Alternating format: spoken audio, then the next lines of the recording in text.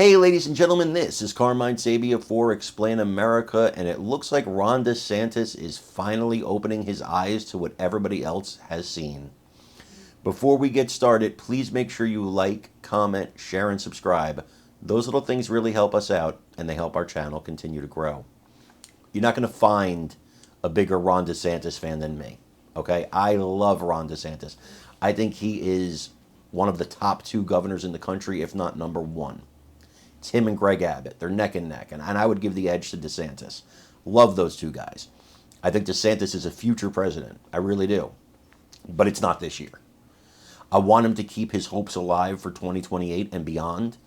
I want him to do that, and I want him to do that by doing the right thing, which is getting out of this race and endorsing former President Donald Trump. It's the only way.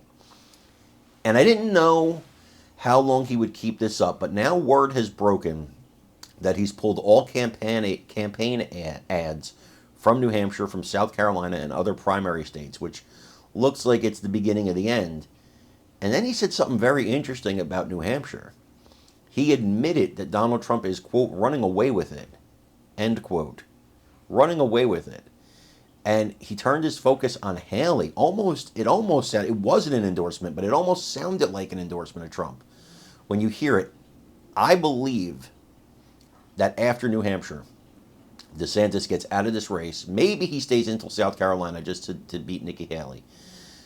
But I think he gets out of this race either after New Hampshire or after South Carolina and fully endorses Trump. I want to know what you think about it. And I want to know what you think about what he said here in this interview that I'm going to play for you right now. So please remember to like, comment, share, and subscribe, guys. It really helps us out. I'm Carmine Sabia for Explain America. We love you guys. God bless you. Take care, everybody. Questions from voters in New Hampshire this week than the other two candidates combined, and I'm going to do more tonight. All right. Of course, Donald Trump, leads her by less than he leads you. He leads you by a country mile. And you're quite right, Governor.